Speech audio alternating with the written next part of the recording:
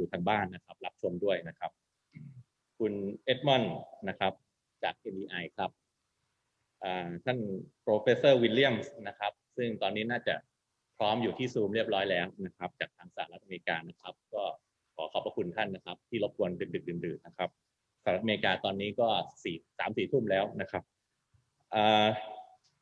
ท่านผู้มีเกียรติท่านสมาชิกรัฐสภาด้วยครับท่านผอ.ธีรพันธ์สาวันปกเกล้านะครับและท่านรองนะครับที่มากล่าวต้อนรับพวกเรานะครับก็ไล่ลำดับกันแปลกๆหน่อยนะครับไม่ถือสากันนะครับแรกเริ่มเดิมทีเลยต้องบอกอย่างนี้ครับโครงการนี้ที่เราคิดกันมาเนี่ยกับทาง NDI กับทางผู้เชี่ยวชาญในต่างประเทศและองค์กรภาคีต่างๆเนี่ยเราเร่งรีบการดำเนินการมากนะครับเพราะเราเริ่มคิดโครงการนี้ในช่วงที่เรื่องของการแก้ไขเพิ่มเติมรัฐธรรมนูญเนี่ยโดยเฉพาะการจะเขียนกันใหม่เกือบทั้งฉบับเลยเนี่ยเป็นประเด็นร้อนของประเทศไทยนะครับเราก็ยังกังวลอยู่ว่าจัดเดือนเมษาเนี่ยจะช้าไปไหมนะครับก็บนความอะไรดีผิดหวังของหลายๆคนนะครับที่เรื่องของการแก้ไขเพิ่มเติมรัฐธรรมนูญเนี่ยยุติไปก่อนนะครับไม่ได้แปลว่ายกเลิกไปเลยนะยุติไปก่อนชั่วคราวเนี่ยนะครับมันก็เป็นโอกาสอันดีนะครับเป็นโอกาสอันดีที่เราจะได้คิดถึงเรื่องนี้เรื่องของการแก้ไขเพิ่มเติมรัฐธรรมนูญเรื่องของการออกแบบรัฐธรรมนูญกันใหม่แบบจริงๆจังๆนะครับก็ให้บังเอิญและมีความโชคดีครับผมได้ทราบว่าเราได้สถานที่จัดประชุมณจุดนี้นะครับคือมันเป็นชั้นอะไรนะ B1 ใช่ไหมครับคือหมายความว่าเรากำลังจะมาเริ่มต้นกันเนี่ยไม่ใช่แค่ศูนย์นะครับเราลงมาที่ฐานรากเลยนะครับเรากำลังจะเริ่มคุยถึงรัฐธรรมนูญกันที่ฐานรากนะครับซึ่งตรงกับหัวข้อในวันนี้อย่างมากเลยนะครับว่าการที่จะเขียนรัฐธรรมนูญออกแบบรัฐธรรมนูญหรือจะแก้ไขเพิ่มเติมรัฐธรรมนูญกันเนี่ยนะครับมันต้องคุยกันที่พื้นฐานนะครับพื้นฐานอันนึงที่สำคัญก็คือเรื่องแนวคิดรัฐธรรมนูญนิยมนี่แหละครับเดี๋ยวทุกท่านจะได้ร่วมรับรู้เรียนรู้นะครับจากผู้เชี่ยวชาญที่มีทั้งความรู้ความสามารถในทางวิชาการนะครับแล้วก็มีประสบการณ์ในต่างประเทศที่เขาใช้รัฐธรรมนูญกันมาเป็นร้อยปีนะครับแล้วก็ได้ชื่อว่าเป็นประเทศที่มีประชาธิปไตยเก่าแก่นะครับเขาทำยังไงให้รัฐธรรมนูญมันอยู่ยั้งยืนยงเป็นที่ยอมรับนะครับโอเคล่ะมันอาจจะมีข้อถกเถียงมีการแก้ไขเพิ่มเติมบ้างเป็นครั้งคราวแต่ว่ามันยังใช้ได้ดีอยู่โดยที่คนที่รู้สึกว่าไม่ค่อยชอบเท่าไหร่ก็ยังพอรับได้นะครับคนที่ชอบก็สามารถอยู่กับมันได้อย่างสบายใจและมีความสุขนะครับก็ทั้งหมดเนี้ยผมคิดว่ามันเป็นจุดเริ่มต้นที่ดีและผมคิดว่าทางสถาบันพระปกเกล้านะครับและ NDI เครือข่ายภาคีนะครับรวมถึงรัฐสภาด้วยนะครับเราจะทำโครงการลักษณะนี้ต่อไปนะครับเริ่มจากวันนี้ฐานรากต่อไปแล้วก็ขยับกันไปที่พื้นฐานชั้น1ชั้น2ชั้น3นะครับจนถึงชั้นสุดยอดไม่รู้ว่ารัฐธรรมนูญเราจะต้องการกี่ชั้นนะครับแต่ว่าเรามีความมุ่งหวังอย่างนั้นนะครับที่จะช่วยกันค่อยๆก่อร่างสร้างรัฐธรรมนูญนะครับที่เป็นของคนไทยทุกคนอย่างแท้จริงนะครับก็ผมก็หวังว่านะครับวันนี้นะครับบรรยากาศของการพูดคุยเนี่ยจะได้ทั้งความรู้นะครับแล้วก็ความเข้าอกเข้าใจกันนะครับการเริ่มต้นของการทำงานยากๆเนี่ยสิ่งสำคัญคือความเข้าอกเข้าใจกันบนฐานความรู้เนี่ยแหละครับก็ขอให้ทุกท่านนะครับมีความสุขกับการบรรยายสาธารณะที่จัดโดยพวกเราในวันนี้ครับผมขอต้อนรับทุกท่านนะครับครับก็ขอบพระคุณทุกท่านนะครับก็ในเวลานี้ก็คงจะเป็นเวลาสมควรครับขอส่งไม้ต่อให้กับคุณเอ็ดมอนด์เอฟันดิยานะครับ Ladies and gentlemen, please welcome Mr. Edmond Efandia, Resident Country Director of the National Democratic Institute. Please, Mr. Edmond.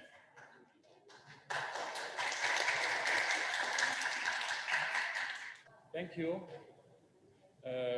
Kun Puripat, Mr. Deputy Secretary General of the Parliament, Dr. Satithorn. Thank you, Dr. Tilapan. Thank you very much for the collaboration between our two organizations. NDI is really delighted to be part of this event today together in partnership with KPI, an organization which has some very distinguished academics of really international caliber, which every country would be proud of to have. So we're really happy to be working with you. honorable members of parliament, senators, parliamentary staff, members of the civil society organizations, media, academics that are here present today, good morning and welcome. My name is Edi Efendiya, and I'm the resident director for NDI programs in Thailand. I'd like to thank you all for making the time to be here with us today, and it really gives us at NDI a great pleasure to be among you this morning.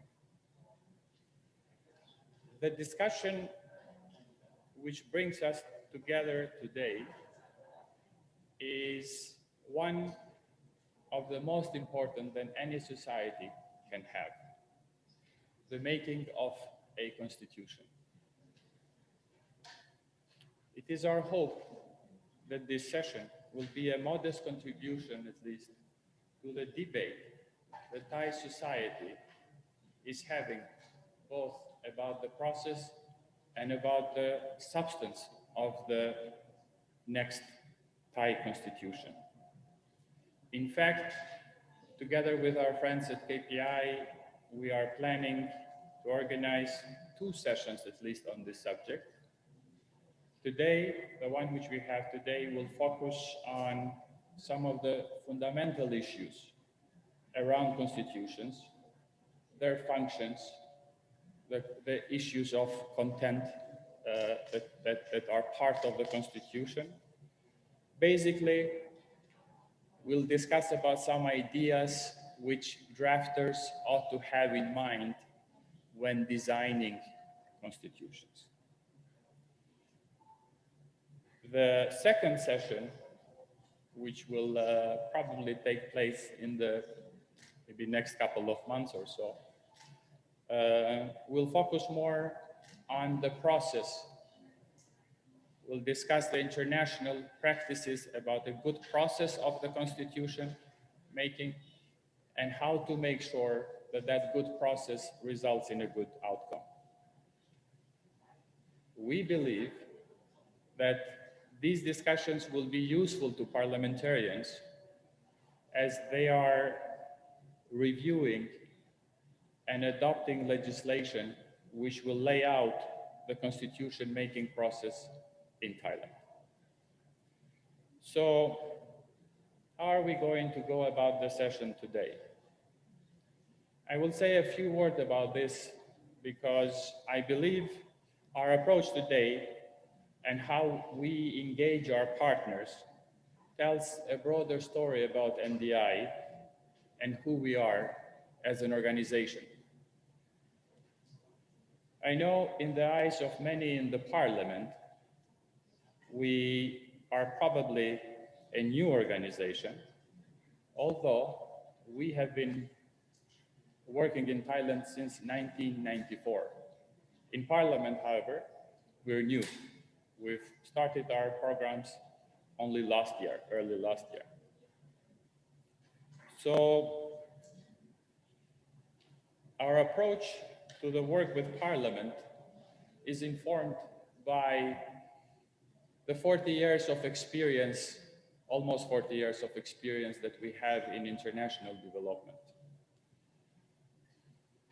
And that experience of almost 4 decades and having worked in about, I should say, more than 150 countries around the world since our establishment, it has learned us few important lessons. And I think one of the most fundamental lessons that we've learned is the following, that while there are core democratic principles that all democracies might share, there is no single model of democracy. No country can aspire to have found a perfect system. Moreover, no system would play out the same way in every society, because each society is different in terms of culture, and historical background. Thus, the search for finding the perfect system is a continuous struggle, one which is never complete. It's not complete today, even in the oldest of democracies. So we come to working with this parliament humbled by this experience. Yes, long international experience, but without pretensions that we have magic formulas. However, there are certain beliefs and certain values that define our organization. Our working experience around the world has emboldened some of the beliefs which we had even in our foundation. For example, our belief that those who are governed have the right to decide about who governs them and to hold them accountable for their actions while they are in office. The belief, so this belief is as strong today as it has ever been for us. Also, the belief that democracy is not just about free and fair elections, although they're necessary, but it is about active and continuous participation of the public in the decision-making process. This is really essential. Another one which we believe strongly is the fact that public service should be just that, serving the public, and should not be about privileges over the public. Thus, for NDI, these principles are crucial to ensure a more stable, a more prosperous, and a fairer society. A society with, as President Lincoln put it once, with a government of the people, by the people, and for the people.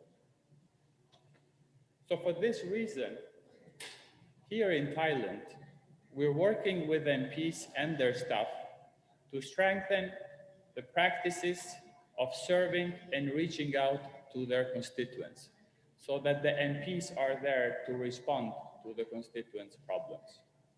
We are working with parliamentary committees to share good international practices for citizen engagement in the committee inquiries and in the process of making laws in the parliament. This is to help make sure that the policies adopted in the parliament really address the needs of the people. And I'm sure our discussion today will touch on some of these issues, on some of these principles, because they're often enshrined in constitutions. But I guess I should leave that to those that know much better about constitutions and are much better constitutional experts than I am. And as a matter of fact, today we are privileged to hear from one of the most esteemed constitutional experts in the world on this subject. Professor David C. Williams is currently working at Indiana University, but has a long history on legal and constitutional matters. He graduated magna cum laude, which means with great distinction, from Harvard Law School after earning the Sarah Sears Prize for being first in the class. Professor Williams started his career serving as the clerk for the legendary Ruth Bader Ginsburg, who later became one of the US Supreme Court judges, but in that time was serving at the US Court of Appeals for the DC Circuit. Before relocating to Indiana University in 1991, Professor Williams taught at Cornell Law School. The School of Law named him the John S. Hastings Professor of Law, and the university named him its Distinguished Faculty Research Lecturer in 2003. Professor Williams has won twice the Wallace Teaching Award, as well as the From Public Interest Faculty Award. He has taught at the University of Paris and lectured around the world. He was a member of the Faculty of Law at the University of Cambridge and a fellow at the university's Wolfson College. He was also a fellow at the European University Institute in Fiesole. Further, Professor Williams has written widely on constitutional design, Native American law, the constitutional treatment of difference, and the relationship between constitutionalism and political violence. He's the author of The Mythic Meanings of the Second Amendment, Taming Political Violence in a Constitutional Republic, which was published by Yale University in 2003. He's also a co-editor and primary author of Designing Federalism in Burma, which is a work which is widely read in the Burma's democracy movement. As executive director of the executive director of the Center for Constitutional Democracy, Professor Williams consults with a number of reform movements abroad.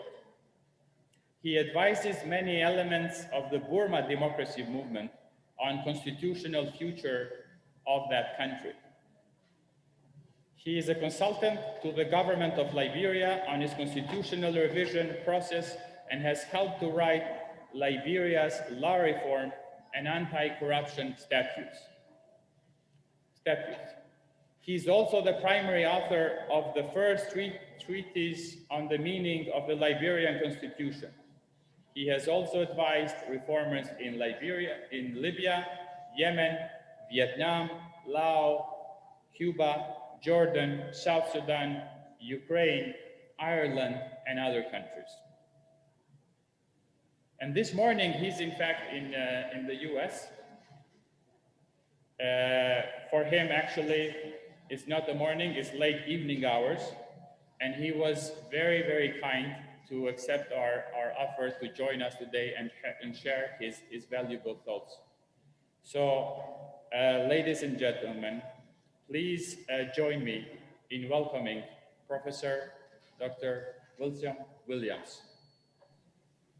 David Williams. Thank you. So it's a great pleasure to be with all of you. I wish I could be there in person. I first came to Thailand in 2003 because I had many Thai students, and some of them are now law professors, and one became a legal advisor to Parliament. So it's a special pleasure to be here. I love the country and I love the people, and I worked with Burmese people there, so I kept coming back.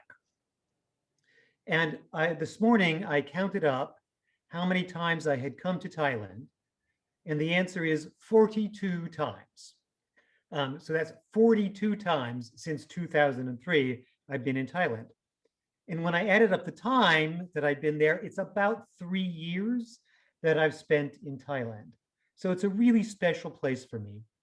But this is the first event I've ever done of this kind. And so I'm really, really glad to be here with you. And I'm very grateful to Parliament, to KPI, and to NDI for making this happen. And I look forward perhaps to future events as well. As I mentioned, my only regret is I wish I could be there. And it's just the virus kept me here for a few more weeks, but I plan, I hope, to travel to Southeast Asia shortly, and maybe I'll have the chance to meet some of you if the quarantine regulations permit. Okay, now, this morning, we're going to talk about constitutionalism fundamentals. And I stress the idea that we're going to talk about the basic concepts underlying constitutions. And the reason we're going to do this is this. When people think about reforming their constitution, usually it's because there's a crisis, something has happened, and they're reacting to the crisis and they're worried about the crisis. And so when they think about reforming the Constitution, they're thinking about fixing whatever brought about the crisis. And that usually means they're focused on very specific things, the things that brought about the crisis. So for example, sometimes a religious group might seize control of the government and then they might oppress everybody else. And if you're in that country and you're thinking about constitutional reform, you'll think a lot about religious liberty, obviously. Now, imagine a different country. The president has become way too powerful. And the president, as a result, has seized all of the power and is oppressing all of the people around him. Now, in that country, you're going to be worried about executive power, and you're going to try to figure out how to reduce that power. Or in another country, everyone in the government is corrupt. And so what you're really worried about is an anti-corruption system, and you're trying to figure out how to change the Constitution to block corruption. Now, all of these things are really important, obviously, but they're specialized elements. They're particular elements of a good Constitution. And it can be a mistake to focus only on the elements that are most pressing at the time. And the reason is that every constitutional element affects every other constitutional element. So you can't look at these parts of the Constitution in isolation from each other. Now, in addition, we can't understand any part of any Constitution unless we understand the fundamentals, the foundation. What are constitutions? What do they do? What do we want them to do? Why are they special? Why should we care about them? Now, it's only when we answer these questions that we can figure out the more specialized elements. And no matter how long you've been doing constitutional reform work, and for me, it's been quite a while, you always go back to the foundation because it's that on which everything else is built. So what I mean to do today is just to introduce these basics. Many of you, I'm sure, will be familiar with this, but it's a good idea to say them plainly, to articulate them so we can see them, because often there's confusion. And sometimes when people are confused about specialized things, the real confusion comes from the fact that there's a confusion about the basic foundation of constitutions. So that's what I mean to talk about. Now, I'm going to try to share my screen. I hope this works. I have two PowerPoint presentations. I'll start with this one. There. So I think you can see that, and I'm going to go to slideshow. All right, here we go. Now, let's start with a definition of constitutions. Constitutions have 5 definitional features. And if you have a law that has all 5 of these, it's a constitution. And if not, then it's not really a constitution, it's something else. So the first thing is constitutions create a government. They set up a government. And by that, I mean they choose the structure of a government. So when we structure our government, we have to decide things like, will the legislature have 1 house or 2? Will we have an executive that is directly elected by the people, or will we have a prime minister that is chosen by the members of parliament? Will we have proportional representation voting, or majority voting, or something else of the sort that Thailand has right now? All of these are the choices that we need to make in structuring our government. And a great deal of the work that I do is figuring out, or helping people to figure out, what is the right structure for their country. Because as Eddie just mentioned, and as we're going to return to, there's no perfect system. We have to choose the one that's right for us. Now, the second thing constitutions do is they create this government, but they immediately put limits on it because we want to give government officials enough power, but not too much. And so we restrain what they can do. And this is absolutely critical. Now, the clearest example of this is, of course, individual rights. We want to give the government power, but not so much power that it can intrude on our rights. But really, almost all constitutions put limits on power. And just in the most obvious example, if you're in a democracy, it means that the voters choose the members of the government. And that means the members of the government have to stand for election every so often. Every 2 years or 4 years or 6 years, they come up for election again, and the people have the option to vote them out. And they don't just get to stay in office forever and ever. They are limited in that way. So everywhere we look in constitutions, we see limits on power. Now, the third thing the constitutions do is they are entrenched. And by this, I mean they are hard to change. Ordinary laws are fairly easy to change. Usually it just requires a majority in the parliament. But constitutions are special laws. They are hard to change, and we're going to see the reason for this in a minute. And when you change a constitution, of course, it's called amending the Constitution. And there's always a section of the Constitution specifying how it can be amended, and it's always harder than changing a statute. Now, the fourth thing is that constitutions are supreme. And what that means is they are superior to all other laws. And so if any other law, including a law made by the parliament, is contrary to the Constitution wins. And as a result, that other law is void. It has no effect at all because the Constitution is supreme over all these other laws. Now, the fifth element of constitutions, and this is the most important one, constitutions by definition are based on the will of the people, or the phrase we have in English is the consent of the governed. That governments are legitimate only if the people have consented to that government. If the government has seized power by force or by violence, then the government is not legitimate. It's only if the people agree that we can call this document a constitution. Okay, so these are the 5 elements.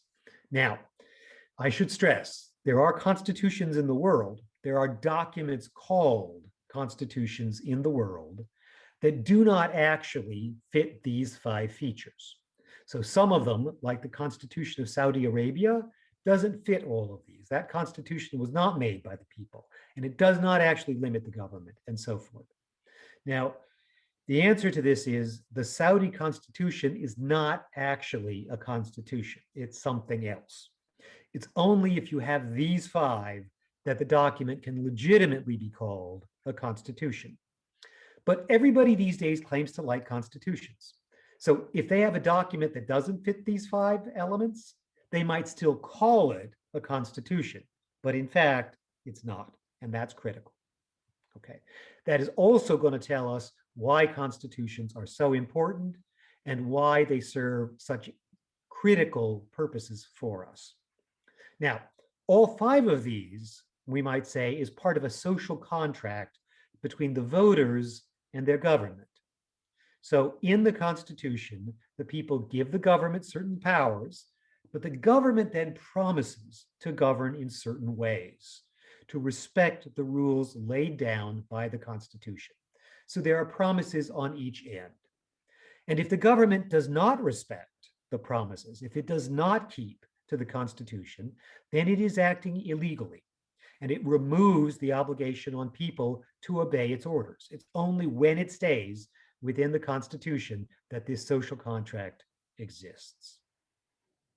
Okay, now, those 5 elements, they all fit together. They are all part of a particular vision of the way that the people and their governments interrelate. Now, in particular, what I want to suggest here is it's the 5th element, the fact that constitutions are created by the people, that give rise to those other elements and that tell us something about why constitutions are so important. So for a moment, let's just assume that the people directly author the Constitution. We're going to talk about some complications with that idea in a minute, but let's assume that the people look at the Constitution, they choose it, they author it, it is their work. Okay. Now, elites may play a leading role, as we will see, but the process should be as inclusive as possible. We should be able to say, yes, the people really endorsed this document. Now, that has some implications for the process of writing a constitution. And in a few weeks, my colleague Susan Williams will talk a little more about this. But for now, let me just observe the following. Typically, when you're writing a constitution, the people elect a constituent assembly. And the job of that assembly is to write the constitution. So the people directly choose the people who write the constitution. Now, that constituent assembly should engage in lots and lots of consultation with the people. It should ask their opinion, so the people are involved then as well. And then, once the assembly has written the constitution, it needs to go up to a referendum, so the people can vote on it. And in some cases, the constitution does not actually become binding unless a supermajority, 2/3 or 3/4 of the people support it. Now, it's with all this popular involvement that we say the people create their constitution. Now, here's the reason that's so important. The people in writing a constitution are choosing the type of government that they want. The most important decision that people in a democracy make is the type of government that they want. It's more important than any other decision, more important than the tax laws, more important than the speed limits, more important than foreign policy. It is the foundational decision. Because that structure of government, that government then will make all those other decisions. And so this is the foundational decision the people must make. Now, in choosing the structure of the government, the people also, of course, are limiting the government, that they want to give power to the government so as to help them, but they don't want to give the government so much power that the government can hurt them. And the art of constitutional design is figuring where that balance is. How much power should we give to the government, but how much power should we deny or keep from the government and reserve to ourselves? So this is what makes constitutions special. It's where the people choose what kind of government they want. Okay, now, if that's right, then of course what's going to happen is the people then want to entrench the Constitution. Now, entrench here just means hard to change, right? So having decided what kind of government they want, the people then want to lock that decision up. They want to make it hard to change. Because they're afraid that if it were easy to change, politicians would later just change it so as to give themselves more power. And the point in constitutions is to make sure that politicians cannot do that. Now, in a minute, I'm going to talk about the fact that I'm not saying here that politicians are bad people. I'm not saying that they're deeply evil or anything like that. I'm just saying that when people are in power, they tend to want more power for reasons that we'll see shortly. And constitutions are based on this awareness that if you give people some power, they'll want more. And so we better make clear where the limits are on that power, and we better make those limits hard to change. Because again, if they were easy to change, the politicians would choose the kind of government that will help themselves, rather than the type that the people chose. Now, for the same reason, it's also really important that the Constitution is supreme, so that if politicians pass later laws that give themselves more power, those laws are void because they contradict the Constitution, and the Constitution is supreme over all other laws. So the people create this government, they structure it, they put limits on it, they then make it hard to change, and they make sure that it is supreme. And it is supreme because the people's will is the sovereign law, because all sovereignty comes from the people. And so when the people speak directly, that law is supreme over all other laws. Okay, now, once the people have done all this, once they have written a constitution, once they have created a government, once they have put limits on the government, you're still going to need somebody to enforce those limits. And the people can't do it. The people, there are too many of them. It's hard to get them organized. They're too busy. They don't think that much about these things. So they're going to need to appoint somebody to enforce the Constitution for them, to make sure that the government does not violate the Constitution. Now, usually that's a constitutional court that does that. That's not true in all countries. In some countries, it's somebody else who has that job. But wherever you have constitutionalism, you need a constitutional interpreter and a constitutional enforcer. And that constitutional enforcer must be loyal to the will of the people, must put loyalty to the people's sovereign will above everything else. Now, that's why it's so important that constitutional courts are independent. If they pay attention to the politicians rather than to the people's will, then they've destroyed the whole point in constitutions. And they've just gone along with the politicians' desire to dominate government and to dominate citizens. So we need a really good constitutional court to do this. Okay. Now, constitutions then entrench the views of the people at one particular moment. There's a moment when you're drafting a constitution and the people have a certain view about how they want to be governed. And they put that view into the Constitution. And that becomes entrenched. It becomes hard to change. And ideally, it should last a long time if it's a good constitution. It's not a good idea to massively change your constitution all the time. So in 1787, in this country, our framers adopted a constitution, and it's been amended several times, but the basic constitution is still the same constitution as in 1787. So in some sense, all the framers back then in 1787, the men who wrote the Constitution, they made decisions for Americans for many generations to come. And so to this day, I am still governed by the views of people in 1787, a long time ago. Now, America is an extreme case. Usually constitutions don't last that long, but we hope they'll last 20 or 40 or 50 or even 100 years. And so that means that when people write a constitution, they have to be aware that they're going to be controlling events well into the future. They're going to be controlling people well into the future. Now, that means, of course, if you're going to draft a constitution, you better be wise, you better be thinking about the future, and you better be acting out of a concern for the future of your country.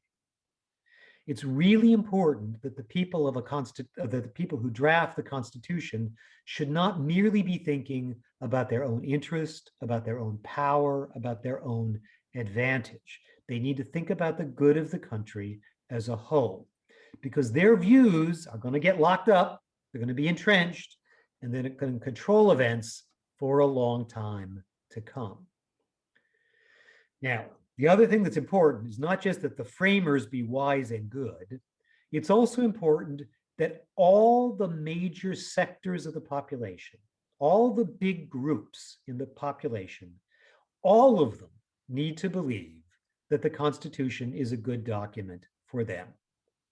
One of the big mistakes that Constitution drafters make is that sometimes they think, well, look, my group is 55% of the population. That's enough votes to get the Constitution enacted. And so with only 55%, here's our Constitution. The problem is that the other 45% may hate the Constitution. Now, when that's the case, that's a setup for conflict. It's a setup ultimately for civil war if things go too badly. And so as a result, it's very unwise to adopt a constitution when just a bare majority of the population supports it. You need a constitution that almost everybody supports, or else the country will. นี่ได้ ไหน Hello. เข้าร่วม Great. Or else the country will fall apart.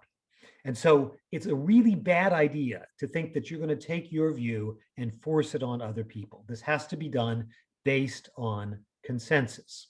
Okay.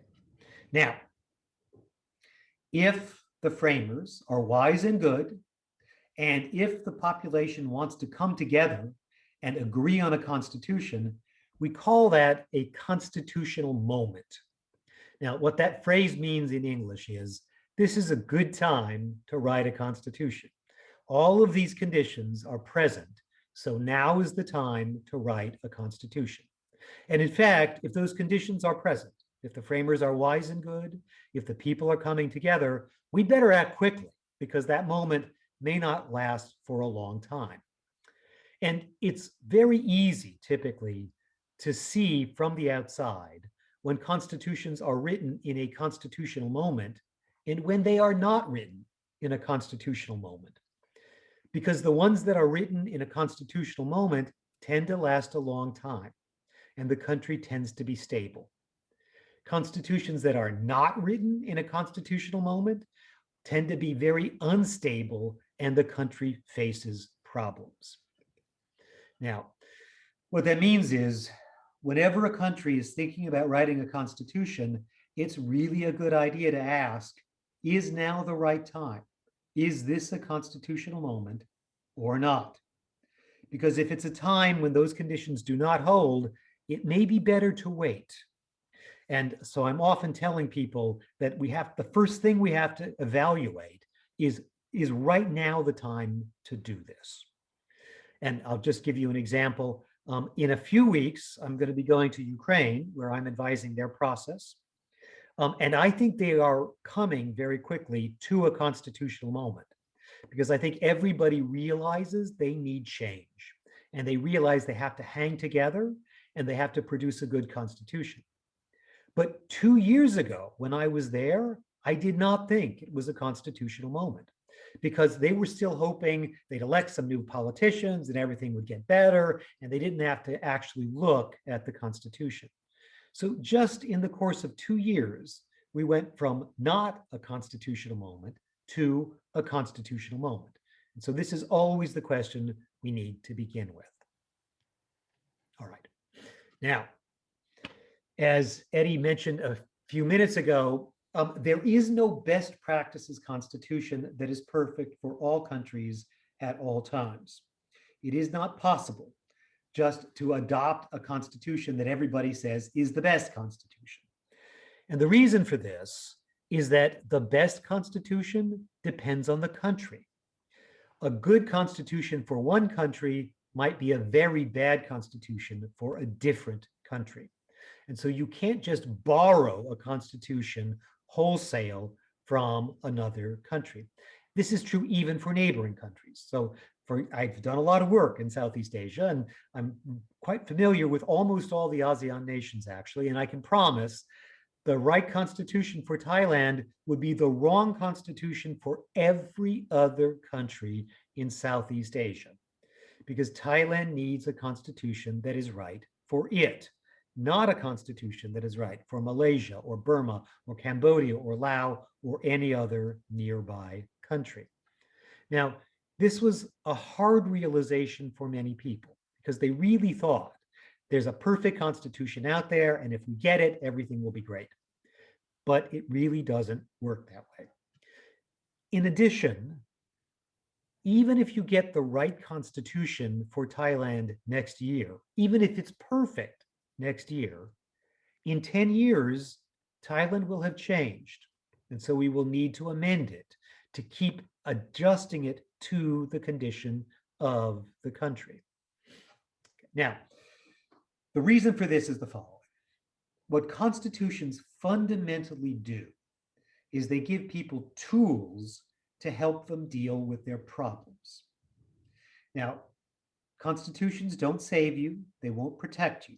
They just give you political tools, ways of relating to deal with problems. And so they will set up a certain kind of legislature with a certain kind of electoral law. And then the people will try to make sure that the legislature actually responds to their problems. And if the legislature is not responding to their problems, then probably the legislature is wrongly designed and the electoral law is wrongly designed and so forth. Now, the thing is, different people, different countries have different problems, and so they need different tools. There are some countries in the world, Norway is a good example, where they're very, very rich, and they don't actually want to be any richer. That's not one of the central questions for them. So getting a legislature that's really focused on economic development is not really important for them. But South Sudan, another country where I worked, is really, really poor, and economic development is really high on its list. And Thailand, of course, is someplace in between. So the point here is that we first have to figure out what our problems are before we can figure out what the tools are that we need. Now, in addition, of course, constitutions build on culture and traditions.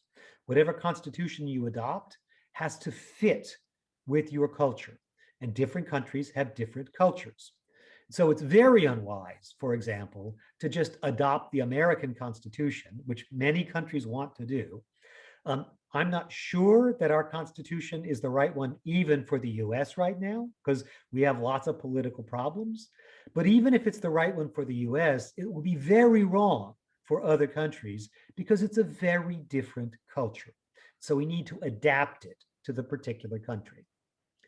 Now, in addition, constitutions create incentives. And by that, I mean they give people in government the reasons to do the right things. They motivate them to do the right things. But different people in different countries respond to different sorts of incentives.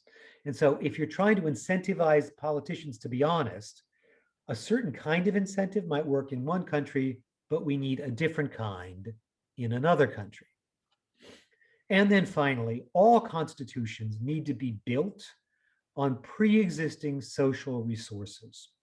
And here's what I mean by that. Different countries have different advantages. They have different resources that help them to do good things in the world. And when you see something that's working really well in a country, you want to use it as an engine to incentivize government to do the right thing. Now, just as some examples, there are countries in the world where the population is highly educated. This is a real advantage in a democracy because it means the people are more likely to keep track of what's going on in the government, to understand what it's doing, and so forth. Now, if you can count on an educated voter base, then you can design a kind of constitution that relies on that, that assumes it. But there are lots of other countries in the world where 80% of the voters are illiterate. They cannot read. That's a really different kind of country, and it's going to need a really different kind of constitution because you can't count on the fact that the voters will be keeping track of what's going on in their government. And you're going to need other ways to check the government. Okay, now, there are lots of different resources of this kind. There's education. Lots of countries have active civil society organizations, and then other countries don't. Some countries have really good infrastructure, meaning there are good roads, there are good communication networks, and so forth. In some countries, there's high levels of trust. People really trust and believe in each other, and in other countries, they really don't. Now, when you're thinking about designing a constitution, you have to think about all of these things, because all of them will affect the kind of a constitution you want. And that, of course, means you need different constitutions for different countries, because the countries are just different. Okay, now, the art of tailoring a constitution for a particular country, the art, the method, the craft of getting the right constitution for a particular country is called constitutional design. Now, that's the work I do. I study and I teach constitutional design. And this area, constitutional design, is a fairly new field of study. It really only started about 30 years ago, and it's still growing. We're still figuring things out. So there's a lot of things we have yet to learn. And there's no substitute here for experience in a lot of different countries. Because whatever country you come from, you tend to assume that other countries in the world are like that. But that's not true. Countries are all different. And so you need lots of experience in different countries around the world. Okay, now, here at Indiana University, my center, the Center for Constitutional Democracy, is devoted to this discipline. This is what we do. And I founded this center for exactly this reason. So we have our own journal on constitutional design. And again, this is very specialized. And I worry sometimes because I think people don't understand that it's very specialized. And so it's really important to understand as much as you can in designing a constitution for a particular country. And I fear sometimes that leaders and even people in the US State Department think that you can just adopt some constitution and it'll be fine, or you adopt the constitution of a neighboring country or something, but it doesn't work like that. You need to understand the country deeply, and then you need to understand how to adapt the constitution to its particular circumstances. And that takes a long time and a lot of knowledge. It cannot be done casually. And unfortunately, when people do adopt a constitution casually, too quickly, without understanding, usually the constitution falls apart and the country runs into trouble. So this is something to be taken seriously, and it's something to study.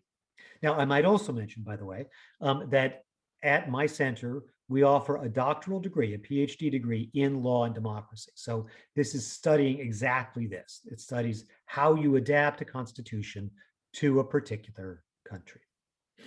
Okay, now, I'm going to go very quickly here through the steps that you have to take in adjusting a constitution to a particular country, making sure you get the right constitution.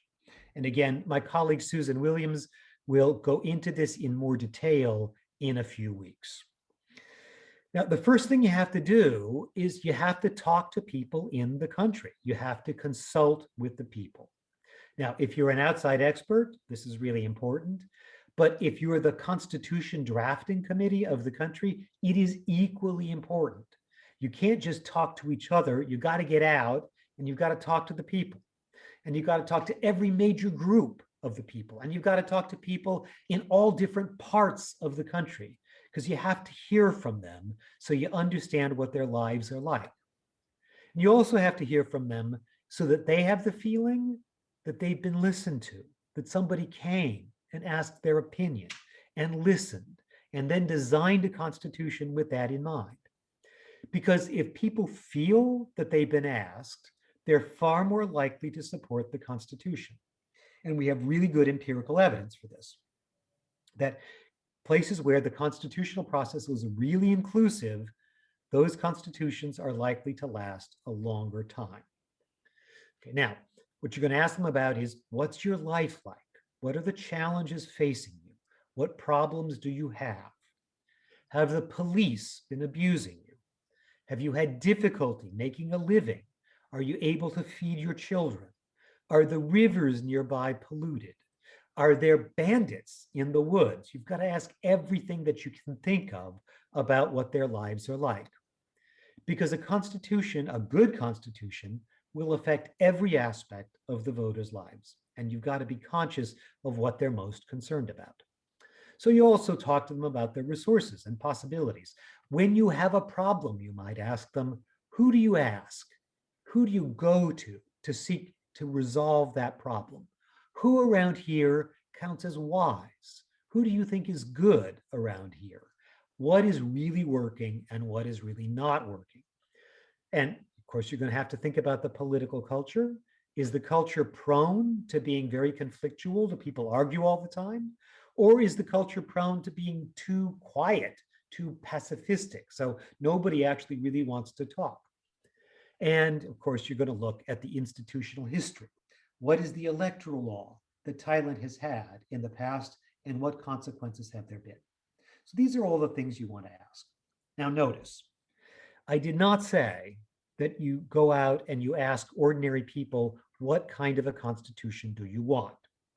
Because frankly, they don't know. In no country in the world, including the most educated, including the richest, ordinary people don't really know what kind of a constitution they should have. And so if you ask people, do you want a president or a prime minister? It's not, for most people, they won't even know what the difference is. And even if they do know what the difference is, they really won't have a very well-formed opinion about which of those they want. Thailand right now has a fairly complicated electoral law, for example, and my guess would be that only some of the people understand how that electoral law works. And if you ask them, do you want this electoral law or some other electoral law, again, they probably would not be able to tell you. Now, again, that's no insult to the people of Thailand. That's true everywhere. It's true in the United States, that the people in the US don't really understand how their government works. So it's not going to help you to ask what kind of a constitution do you want. Instead, what you really need to ask is, what are the problems that you want your government to address? Because what you then do, what the committee does, is it goes back and it talks about these problems. And it tries to design a constitution that will set up a government that is incentivized and has the capacity to address those problems. That's the job of the Constitution Drafting Committee. And hopefully it knows enough to understand how to set up that kind of a constitution. Now, the consultation here, of course, is really, really important, right? Even though people don't know what kind of a constitution they want, they do know what their lives are like. And it is the job of the committee to take that very, very seriously. Because in the end, they will have done a good job if they set up a government that will respond to those problems. So when you're done all of that, once you've designed that constitution, it's then your job. It's the committee's job, it's the government job to go back to the people and now to explain to them why and how they designed this draft constitution. To explain to them, we heard you say that you have these problems, and we took that very, very seriously. And so we designed a constitution that we believe will create a government that will respond to those problems. And ideally, will respond better to those problems than the government has been responding to them up to now. So this is like a sacred obligation on the part of the committee. And this is the sense in which we can say the people chose the Constitution, that the committee undertook this. Now, if a committee designs a constitution in secret and then just announces it to the people, that's not really a constitution because the people didn't make it. And again, that's the secret to why constitutions matter. The people made it.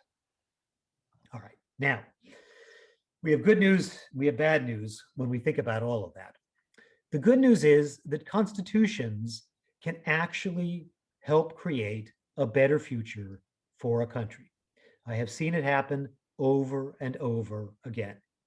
If you get the right constitution, it gives people better tools to deal with their problems. And that means that the country can be more prosperous, it can be more peaceful, it can be more stable. Good things can happen as a result of redesigning your constitution. That's the good news. It does happen some of the time. But the bad news is there's a lot of ways for the constitutional process to go wrong. There's a lot of ways for a country to end up with the wrong constitution. And again, even if it's a good constitution for some other country, it might still nonetheless be wrong for you. Now, among those are sometimes the constitution drafters just don't talk with the public enough. So they don't really understand what voters are concerned about. And in addition, if they don't talk with the voters are less likely to support the Constitution. And unless the voters really do support the Constitution, they're not going to make it work. They're not going to make it function for them because they don't really believe in it. in many, many cases, there's insufficient expert knowledge. So people set about drafting a constitution and they think they know enough, but very seldom do they know enough, because this is actually very, very specialized stuff. So it's important that you educate yourselves enough to understand what needs to be done. Very frequently, what happens is you get insufficient support from relevant stakeholders. There's some group out there that just doesn't support the Constitution. Now, this is not a group that's 50% of the population, may not even be 40% of the population, but it is a sizable chunk of the population. It's a big sector. And as I mentioned before, unless everybody more or less supports it, it's unlikely the Constitution will work. So this is what I've seen very often happen, is that there's a group that thinks we'll push this Constitution through, but then there's a minority that really hates it, and it doesn't work as a result. And then finally, sometimes what you get are people who attempt to hijack the process. And by that, what I really mean is just there are people on the committee, people in the parliament, people out there among voters who really don't want this process to work. They're trying to derail it. They're trying to keep it from functioning because they're thinking about their own interests, and this Constitution isn't going to help them. So they're just trying to keep it from moving forward. Now, these are all reasons that we might end up with a bad Constitution. I wish I had a magic recipe, a magic set of instructions to give you a sense of how to avoid all these things. But the reality is sometimes constitutional processes end up with a good Constitution, and sometimes they end up with a bad Constitution. And all I can really say is pay attention to these four things, because if you see this, you're likely to end up with a bad Constitution.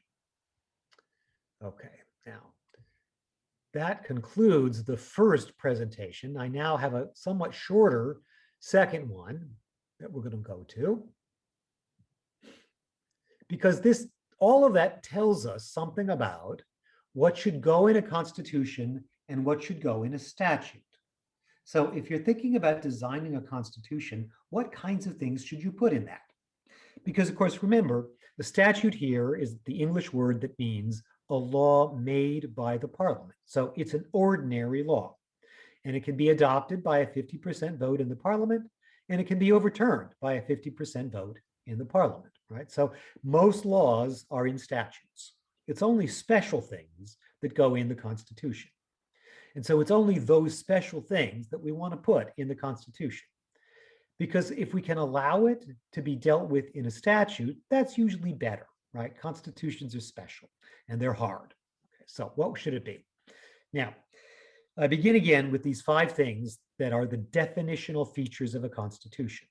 They structure a government, they limit a government, they are entrenched, meaning they're hard to change, they're supreme over all other laws, and they're made by the people. So that's what we just went through on the last presentation. And as we've already seen, constitutions are different because they're made by the people. And because they're made by the people, they set up a government of the kind that the people want.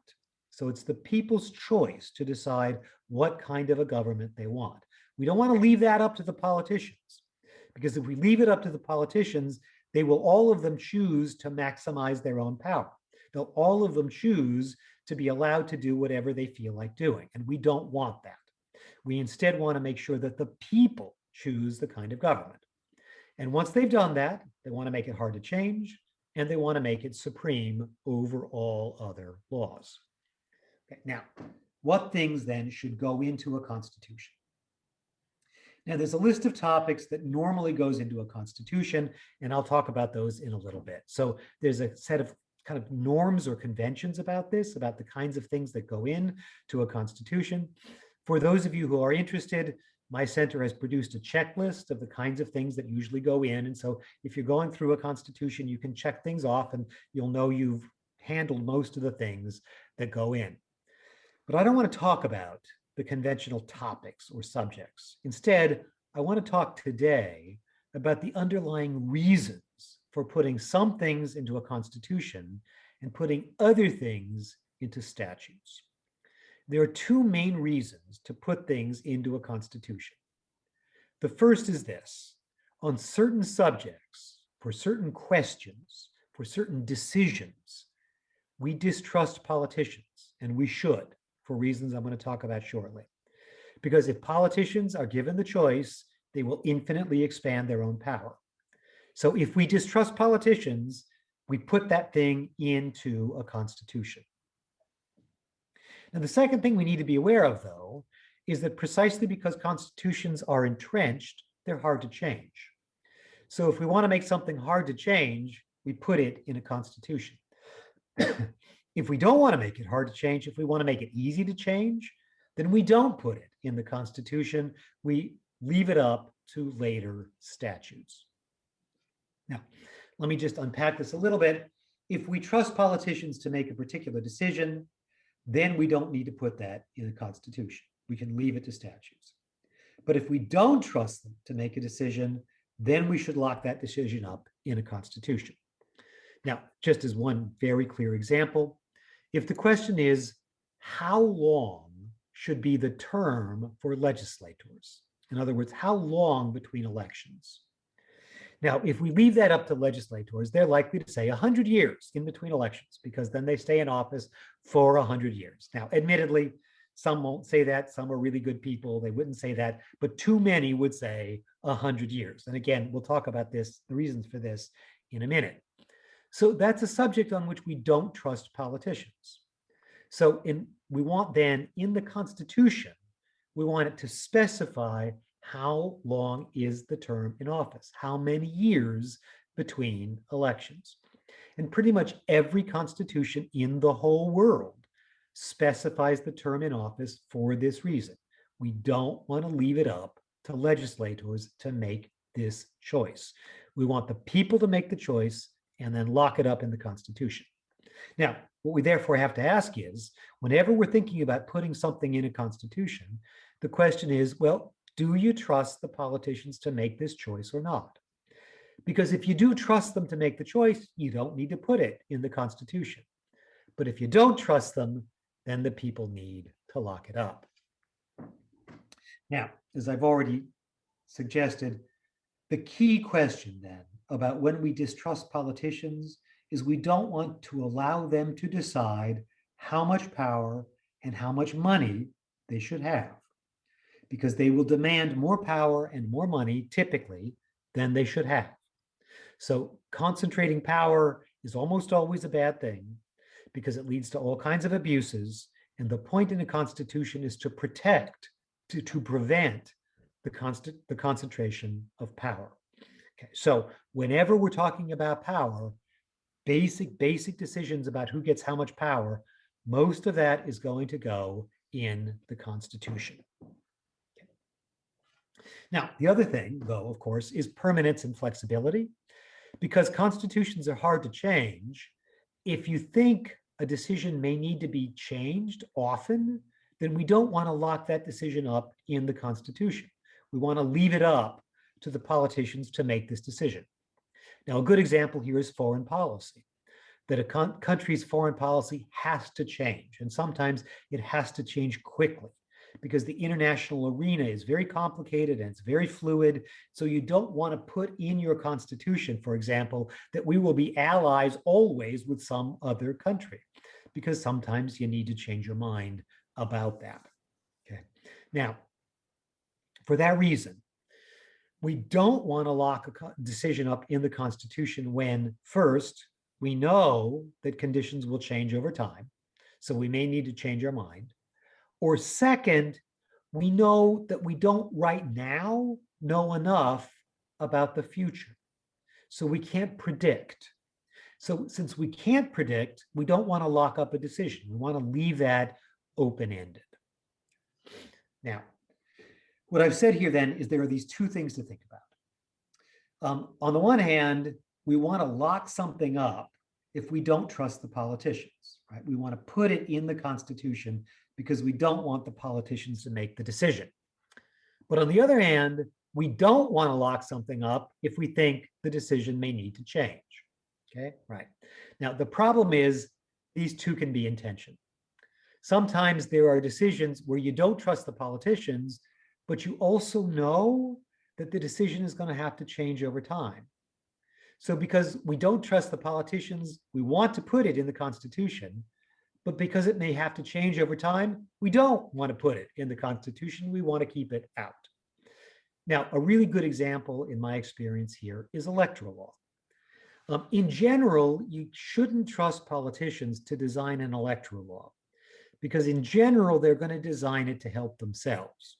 They're going to create the kind of electoral law that will return them to office over and over again. And so it's really not a good idea to leave it up to the politicians. But on the other hand, it's also the case that often electoral law needs to change because different kinds of electoral law give rise to different sorts of legislatures. And often we don't really even know at the beginning how a particular electoral law is going to work. So we don't really know what consequences it's going to have. And so we kind of would like to step back and wait and see what happens and change our minds. Now, the result is that in some of the constitutions in the world, the Constitution specifies the form of the electoral law. It locks it up because the framers of that Constitution distrusted the politicians to make this decision. But in other constitutions of the world, the Constitution doesn't say anything about the electoral law. It leaves it up to statute so that legislatures get to decide. Now, again, as always, I wish there were an answer here, a magic formula that I could give you to tell you when you should lock it up and when not, but there isn't an answer. This varies from place to place. And constitution drafters in different countries are going to come up with a different view here. All I can really say is, what you need to remember is, if you don't trust the politicians, that's a good reason to put something in the Constitution. But on the other hand, if you really think the decision needs to change over time, that's a good reason to keep it out of the Constitution. And so you just have to decide which matters more. Okay, now, I now want to focus in on what I promised to talk about earlier, and that is that what goes into a constitution most fundamentally is who gets how much power. What constitutions fundamentally do is they structure a government and then they put limits on the government. And we want the people to make that decision. We don't want the government to make that decision for them. And the reason is that power tends to corrupt. And absolute power tends to corrupt absolutely. Now, this is an English saying coined by a British guy named Lord Acton, but it is at the basis of constitutions. That when people have a lot of power, they tend to become corrupt. Even if they started out as really good people, even if they were really virtuous, even if they were really dedicated to the common good, if they have too much power over time, they will tend to become corrupt and to serve their own interests. And so it's not a favor to them to give them unlimited power because it will turn them into a worse person. And you don't want that, and they shouldn't want that either. Now, again, I want to stress that doesn't mean they're bad people. Everyone who is given too much power, we now know, tends to become corrupted by having too much power. And in fact, there's a lot of really good neuroscience recently. There have been all of these medical physicians that have done research into the way the brain works. And what they've discovered is this. Most people, most of the time, get power by trying to help the public good, by trying to help other people. And this is not universally true. Sometimes people seize power because they have a lot of guns.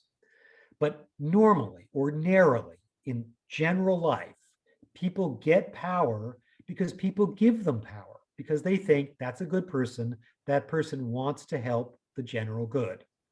And so it's very common that you will elect somebody who is really, truly a reformer, really, truly dedicated to the public good. But what these neuroscientists have discovered is that if those people get used to power, if they have too much power, the chemistry of their brains actually changes. so that they become addicted to power and they want more and more and more of it, like a drug. It's really bad for them. And it causes their perceptions to change. They start to think that what's good for them is good for the people. They start to think that whatever they really want must be what everybody wants. And so as a result, they become deluded. They entertain illusions about how perfect they are. And this is not a good thing. Now, as I say, neuroscientists have figured this out recently, but constitutional designers have known this for a long time, because when politicians are in office for too long and they have too much power, they become corrupt. And a very long time ago, and I should add, I'm grateful for that kind introduction from NDI, but one of the things I did early on was I prosecuted political corruption. So I worked for the federal government and I tried to prosecute criminal politicians. And almost always these politicians started out as really idealistic reformers. But then they stayed in power for a long time and they had too much power and they became corrupt. And really, it was a tragic story, because if only they hadn't been given all that power, they might have stayed really good people, but then they didn't because they were given too much. Okay, now what that means is checks and balances is the key concept for constitutionalism. And checks and balances here means dividing power so that nobody has too much of it.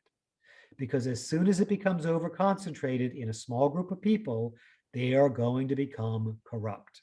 So we don't want that. Okay. Now, I'm just about done at this point, and I've more or less stayed within the time. This helps us to understand the fundamental parts of a constitution, because they're all about checks and balances. And so I'm going to give you these fundamentals now with the proviso, with the codicil, that of course all of these, to understand them, takes a long time to understand. So what I'm really giving you here is just a map of the way constitutions work, of the different elements.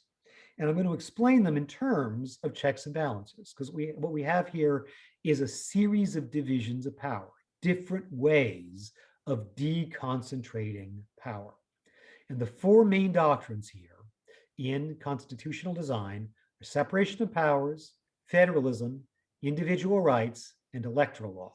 And all four of these are just different ways of dividing power to make sure that it doesn't become over-concentrated. Okay, so let me explain that a little bit with a nice chart here. So first thing we have is an executive. This is an executive in the union government. This might be a president. This might be a prime minister. Now, if this person has all the power, this person is going to be very, very dangerous. And presidents around the globe tend to become overly powerful. And this, by the way, is true in the United States as well, that our president has more power than our president really should have right now. We should actually amend our Constitution. So we can't just leave it at this. We can't just say the executive runs everything. We're going to need to divide power. So the next thing we do is we create a legislature. And the legislature makes the rules, and then the executive merely carries out the rules. So there's a division of power here between the executive and the legislature. The legislature has the rule-making power. The executive has the rule enforcing power. Now, in most countries in the world, that's not going to be enough. We're also going to want to add a judiciary, the judicial branch. And so the courts take the rules, they interpret them, and they apply them in particular cases. That's the way this works. Now, this set of division of powers, in English, this is called the separation of powers, that we have separated executive power, legislative power, and judicial power, and all three of these branches check each other. No one of these branches can act all by itself. They all depend on the other branches. Because even though the legislature makes the rules, it doesn't carry out the rules. The executive does that. And even though the executive carries out the rules, the executive can't finally interpret the rules and apply them in particular cases. The courts do that. And of course, typically, courts also interpret the Constitution, which is the supreme law. Okay, now, when we put all three of those branches together, that's the union government. That's the central government. Now, some countries in the world, of course, are federal. Now, Thailand isn't really. There's some decentralization of power, but it isn't a thoroughgoing federal system, but a lot of countries are. And the way this works is that you have state governments. The union government is given power over certain subjects. The states are given power over other subjects. And so this line between the union government and the state government, this is called federalism. It's a constitutional division of power between these two tiers of government. And there are some constitutions in the world that even further subdivide power because they give yet more subjects to local governments. So we've got all these divisions of power going on here. Some subjects belong to the union, some to the states, and some to localities. Now, the final division of power, of course, is between governments as a whole and individuals. Governments are given certain powers to do things to individuals, but they're not given unlimited power to do things to individuals. They're given only limited power. This doctrine is, of course, called individual rights, because it means that the government cannot intrude too far on individuals. Individuals are guaranteed a certain sphere of autonomy, a certain area of life in which they are the final decision makers. And so in a sense, they have a certain amount of power that the government cannot take away. Now, it also works the other way, though, because individuals, of course, have power over government. And what power do they have? Well, they vote for their government. And that's what democracy in the modern world is all about, that individuals control their government because they ultimately choose the members of the government. And they can vote them out if they don't like it. So governments, in fact, don't have unlimited power. They have some power over individuals, but individuals have some power over government. And that's why we divide power in this way. Now, very typically, when I am asked to come into a particular country and people ask me, how do you think we should change our constitution? Almost always what I end up saying is, this constitution concentrates power too much. We need to deconcentrate it some more. Now, we need to deconcentrate it in the right way, the way that is right for that country. But when countries have problems, usually it's because power is too concentrated in a relatively small group of people. And the first thing we want to do is introduce some checks and balances. And that is the genius of constitutionalism. That's why it helps us be safer, that it makes sure that nobody has unlimited power. Now, these are just the foundations. As I say, these are the basic concepts. This is how constitutions work. All of these doctrines, federalism, individual rights, separation of powers, electoral law, these are all extremely complicated. And the way constitutional design works is, in each of those areas, there's a set of choices to be made. There are various options. So in the field of electoral law, for example, there are a number of different families of electoral law. And you will need to choose the one that's right for you. And that's not going to necessarily be the one that's right for any other country.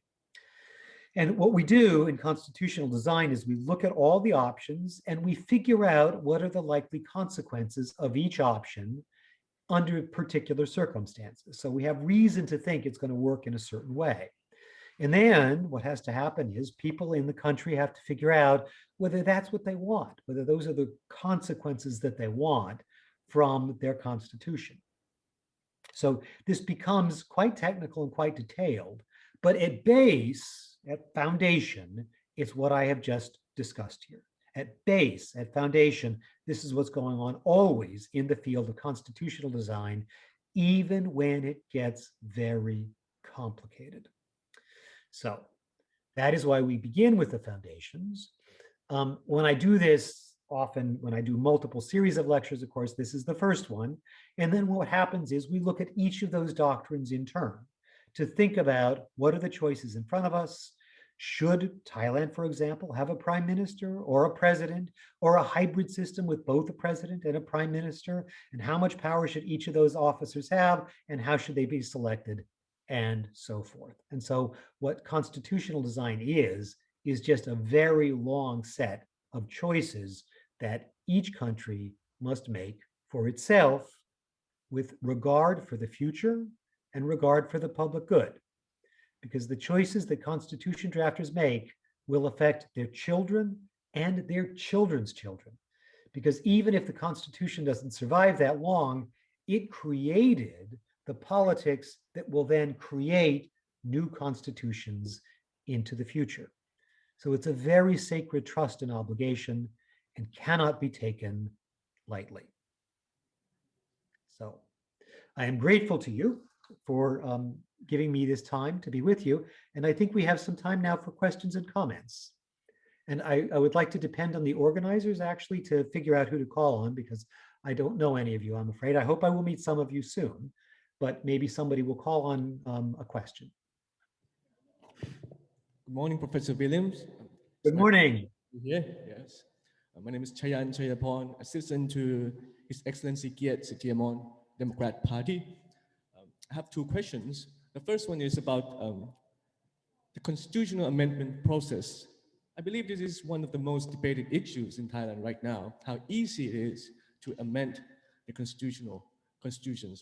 So I believe that it entirely depends on each country's elements. However, my question would be, what factors should we be considering when designing constitutional amendment process? And the second question is, you mentioned about the constitutional interpreter. So you didn't mention who should have that position. I believe that it generally belongs exclusively to the Constitutional Court. But I'd like to ask you if there are any alternatives, like who else should be playing that role. Thank you. Thank you. Very welcome. Thank you. These are great questions. Now, I don't know whether we have simultaneous translation, so I think I don't have to wait for a translation. So I'll go ahead and answer them. First is, you're exactly right that the amendment process will vary from country to country. Now, what I've suggested is that it should not be too easy. If it's too easy, then it's not really a constitution. But exactly how hard should it be? Well, this will depend on the particular country.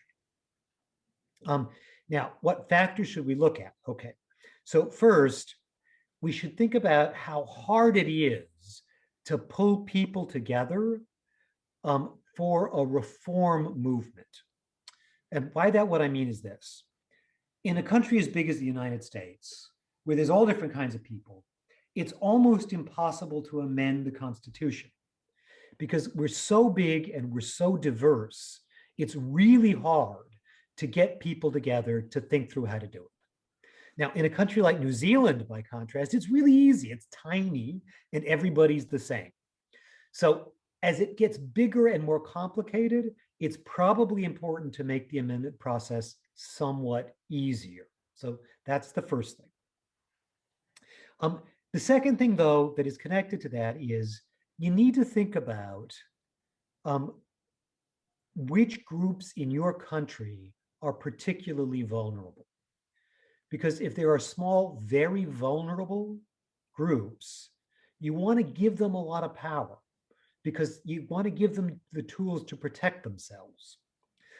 And so, for example, if there's an ethnic or religious minority that is about 30% of the population, and you're really afraid that they might be targeted by the Constitution, what you may want to say is the Constitution, to amend the Constitution requires 71% of the voters, because then that 30%, they've got the ability to protect themselves. So some of this will depend on vulnerable populations. Some of this will depend on size and diversity. Now, others of this depends on particular institutional histories. And here I think it is wisest for me not to talk about Thailand in particular. As I say, I hope that I will be able to meet with some of you when I come, and I hope I can do that soon, depending on the quarantine. But I'm going to use Burma instead. And Burma is a really good example here. I've been involved in Burma for a long time, advising the ethnic resistance groups, advising the pro-democracy groups.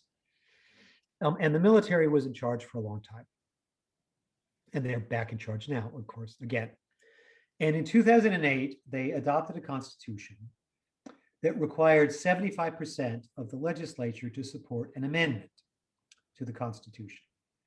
Now, the problem with this is that under that Constitution, the military controlled 25% of the Union legislature. So in practice, the military had a veto on any amendments that might be made to the Constitution. And in fact, they could veto the part of the Constitution that guaranteed them 25% of the legislature. So there was really no way to change anything without the military going along with it. And efforts were made over and over to amend the Constitution to drop the percentage required for amending the Constitution from 75% to 70%. But of course, in order to amend the Constitution in that way, you had to have 75% of the legislature agreeing to drop it to 70%. And the military always voted as a bloc. So in that particular case, because of its institutional history, I think clearly 75% was too high a requirement to amend that Constitution. But there might be other countries where the military did not control seats, where 75% might be a really good number, because you've got these vulnerable minorities and you want to give them disproportionate power. So all of these are relevant factors to consider. Now, I should stress, there's no such thing as an exhaustive list of factors to consider because every country is different. And so as soon as I think that I know all of the factors that need to be listed, I'll start work in another country and realize, no, there are 4 more factors that need to be listed. And so as a result, these are just some general possibilities. But again, Thailand is particular and it has its own history and its own particular concerns. And at this juncture, as I say, probably in this sort of a setting, it's not the best choice for me to talk too much about Thailand's particular history. Now, in terms of interpreters, so it's usually a court that interprets the Constitution. Now, I do have to say that's usually just because that's how we did it in the United States. And in the United States, we were really the first country in the world that developed a constitution that was very hard to change, that was written, and that was supreme over all other laws. And in our Constitution, we did not specify that it was the Supreme Court that would have the power to interpret the Constitution. And in fact, in 1787, people weren't exactly sure who was going to have the power to interpret the Constitution. But the Supreme Court decided that that was its job. So they decided our job is to interpret the Constitution. And then the rest of the United States went along with it. And it's worked well for us sometimes, but at other times it's worked very badly for us. And to speak entirely honestly, right now I believe it's working badly for us, that I think we should experiment with other ways of doing constitutional interpretation. And again, I should remind you that I worked for Ruth Bader Ginsburg, and she was a close friend, and she was probably the greatest, maybe the greatest judge of the early 21st century and the late 20th century. So she's legendary, and deservedly so, I think. I mean, she was just amazing, and she was a great loss to me personally. But having said that, even so, even though I respect her enormously, our Supreme Court, I think right now is not doing a very good job, and it's very political, and it's deciding cases for political reasons, and that's disturbing. And I think we really need to remodel it. Now, the moral here, the lesson, is that in constitutions, nothing is sacred, nothing is perfectly sacred. Even things that work well for a while may need to be changed later on. So the first observation is, even if you decided it's going to be a court, there are a lot of constitutional design issues that you need to think about because courts are not all the same. And some courts do a good job and some courts do a bad job. And this is the whole point in con design, right? Which is that you lay out the various options. So we need to decide, for example, how long should the judges stay in office? Should it be 7 years? Should it be 10 years? Should it be for life? How can they be removed? how can they be insulated from politics? If people are really convinced that they have misinterpreted the Constitution, is there a way for the legislature to override their judgment by perhaps a supermajority vote, which happens in some countries? In the US, once the Supreme Court has decided, that's it, bang. But in other countries, like in Canada, it doesn't work that way. When the Supreme Court decides, that will be the interpretation unless the legislature overrides by a certain amount, and it's allowed to do that. So there's a bunch of choices to be made here. Now, having said that, as your question suggests, there's yet another choice to be made, and that is, it is absolutely not necessary that a court make this decision. That's the way the US did it, and that's the way, as a result, most other countries have chosen to do it because they're copying us. But I often am urging people, don't do this just because the US does it this way. Because there are lots of countries in the world where courts aren't all that great, to be honest with you, where the courts are pretty incompetent, pretty corrupt, they're not very good at this. It would be very unwise to give them the choice. And again, your neighboring country, Burma, I'm afraid, is a really good example of this, that giving these choices to a court, I think, would be just disastrous. So who else then? Well, there's all kinds of possibilities. The first is, there are countries where the upper house of the legislature makes a lot of these decisions. Now, this depends on how you structure the upper house of the legislature. But for certain kinds of questions, sometimes that's a better choice. There are places where something that is more like a commission makes these decisions. And then there are places, and I believe Thailand is one of those, where what ends up happening is the court is not like an ordinary court. Because what happens is different governmental actors appoint people to the court. And so it's not just one selection method. Now, what this means is you can complexify the court. You can make it more complicated so that it's no longer just like a simple court. And in fact, you can put lots of different kinds of people on it, not just lawyers, not just judges, some politicians because they understand how politics works, some academics. There are countries in the world where they put members of the clergy, so religious leaders, on the court. There are all different ways of doing this. The question that you've got to ask is, in this country, in our country, who do we trust to make these foundational decisions? Because they're hugely important decisions. And who we trust in one country will not be the same as who we trust in another country. And there are countries in the world where lawyers and judges are really, really trusted. But there are countries in the world where they're really not. And it would be better to go with somebody else. And again, as I say, this is a really nice constitutional design question because, in fact, my center has produced a whole paper on the various choices that you have in designing a constitutional interpreter. But the first thing to realize is it really depends on moral authority. When we're looking around for people who are wise and who are good and who will be devoted to the people's will as expressed in the Constitution, rather than being devoted to powerful politicians and to advancing their own careers.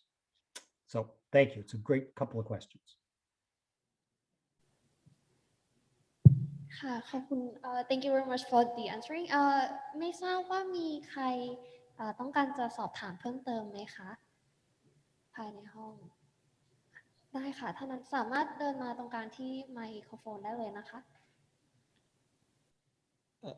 สวัสดีครับ hello hi I am Ilham from KPI I'm not a legal scholar or someone who has the degree in law so my question is very basic about concerning the constitutional moment that you have mentioned I think it's very interesting if you're going to give advice to two groups in Thailand I would want your ideas if you want to like I'm not sure that like constitutional moments of your definition can be artificially or naturally built But if you're going to give an advice for the government that are going to redraft the constitution, what would be your suggestions?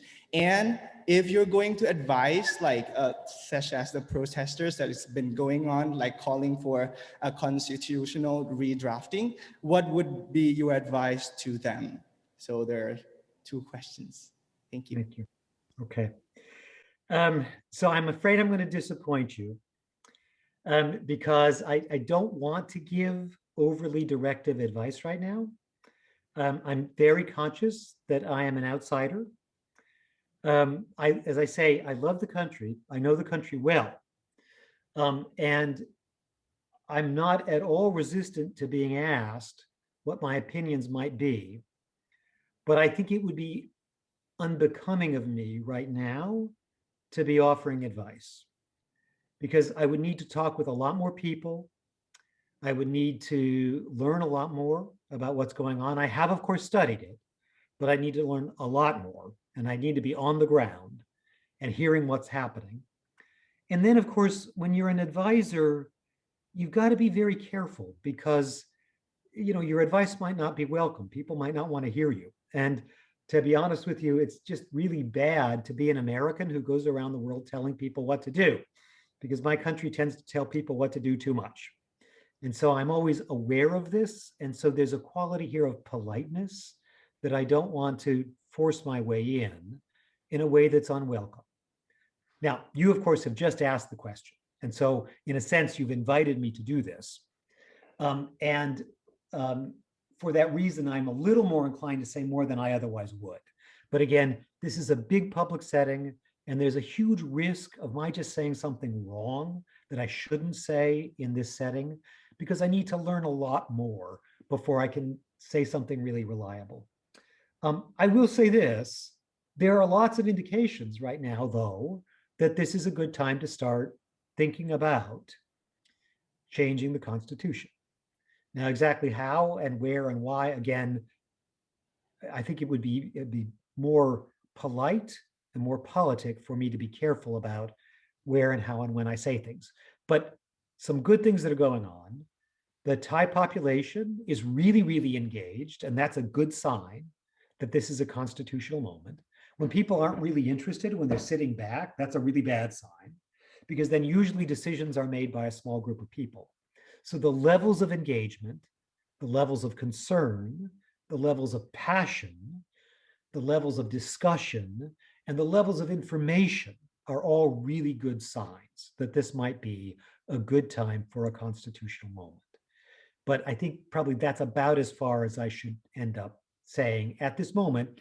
But I promise, again, if I can get through quarantine in some expeditious way, when I come, I want to take you out for a cup of coffee so we can have a personal discussion about this, if that's okay. So, Professor, we have some couple of questions from Zoom chat box, and so we'll be leading it to you. Okay. So, did you say you were leaving it to me to read the chat box? Yeah. We will be leading it to you. Do you want me to read it aloud or? Yes, perhaps you would. I'm seeing a couple of them in English, but mostly they're in Thai. I'll read the question from home. Okay. Here's the message. I'll read it exactly. Thank you. There are a lot of conflicts in Thailand now. So in your opinion, what is the easiest way to do right now for creating the constitutions when some Thais are still confused about democracy? Okay. So again, I'm very grateful for the questions about the situation in Thailand. And I'm grateful for those questions because it shows a certain measure of trust. So I thank you for that. Again, I want to be a little careful here about commenting on the situation in Thailand before I learn more and before I talk with people on the ground. One of the things I have discovered is that you can read and read and read about the country from the outside, but you don't really understand until you get there and you sit in a coffee house or in a tea house or in a restaurant or in a public school, and you just talk with people who come your way and you get a sense of what they're thinking about. And so I have not done that yet. There have been countries in the world where I feel that level of comfort, but not quite yet in Thailand. I speak only a few words of Thai. So I don't want to speak too much about exactly this. Now, here is though what I can say.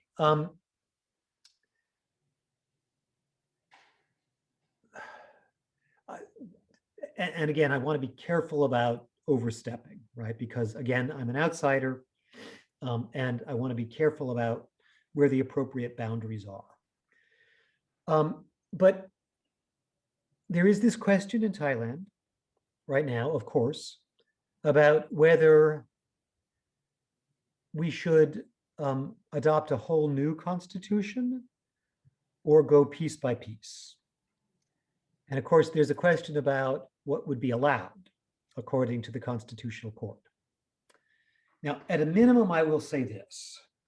Whenever you engage in large-scale constitutional reform, you really can't just go piece by piece. And that's because all of the pieces affect all of the other pieces. And so there's this kind of this influence. And so in order to think about a good constitution for Thailand, you got to think about all of it at the same time. And it doesn't work just to kind of change a little bit over here and a little bit over there. Now, let me give you one example. Presidents are directly elected by the people. Prime ministers are chosen by the parliament. Okay, now, which of these is a better system? Well, the answer is it really depends. It depends on what your people want. It depends on what kind of a politics you have. But it also depends on what other things your constitution says. Because one thing that we've discovered is that presidents can be very, very dangerous.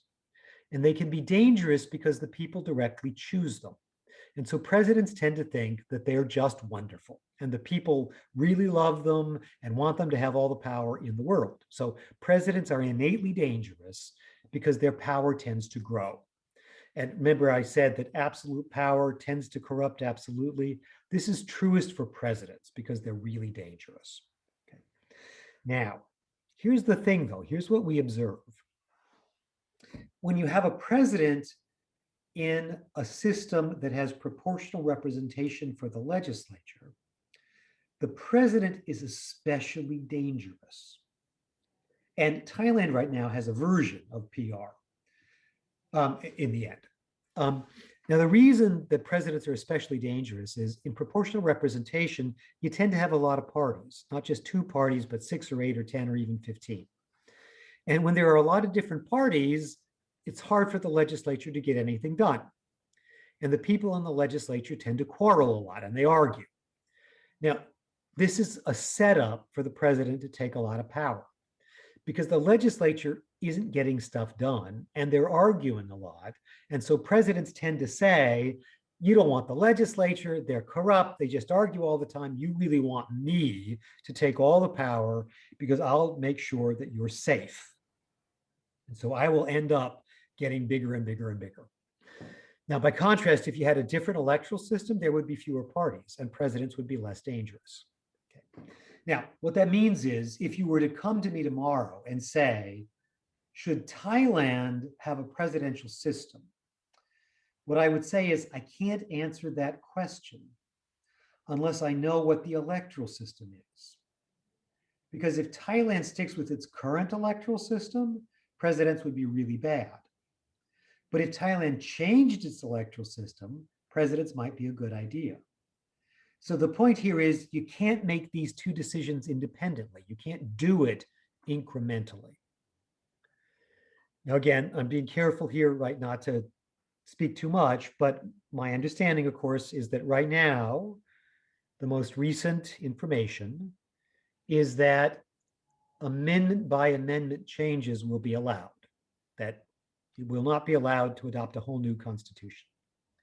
Now, in theory, of course, amendment by amendment changes are fine because you can amend the whole constitution until all you're left with is the title, right? So everything's been changed, but the title that says Constitution of Thailand. But the difficulty with that is when you do that, it's harder to do it in a synoptic way, in a comprehensive way, where you're thinking about the effect of all these different pieces on each other. And what that means is, if I were to advise people in Thailand, what I would be advising is something like this.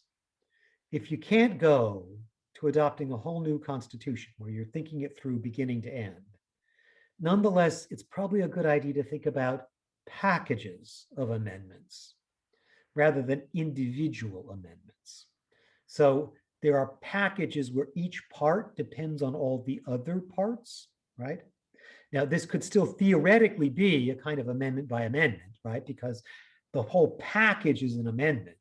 It's just that it changes more than one thing in the Constitution. Now, I honestly don't know what the Constitutional Court would say about that. And I don't know what the politics of that would be like. But I do know that in terms of constitutional design, it's important to think in that kind of a broad-based way so that all the different changes you're making fit together and lead to good results. So that would be the advice that I would give. Now, in terms of the fact that a lot of Thai people don't really understand democracy, again, what I want to stress is that's really true for every country in the world. For every country in the world, people don't really understand democracy. And they have some wild ideas about it. Now, that's true in the United States as well, where there are lots and lots of people with conspiracy theories about how the government works. So inevitably, the way this process works is it depends on a kind of a relationship between elites of a certain kind, and I mean that word in a particular way, I'll come back to it in a minute, and the public, that both of these are necessary. Now, by elites here, what I mean is not people with a lot of power and a lot of money. What I mean is people who really understand how Thailand works, how the Constitution works. So they're elites in terms of understanding, but they're also elites in terms of virtue. That is to say, they are devoted to the public good. And so that means, in a certain sense, they're better than other people who are just looking out for their own self-interest. Now, you need these people to lead the process. They're absolutely critical. Now, it is their job, as I just mentioned, to go and talk to the people as much as they possibly can. But the people out there who are protesting, they can provide, maybe they can provide the political will to make changes. But they just will never understand enough to understand what exact changes need to be made. That's inevitable. That's just the way of it.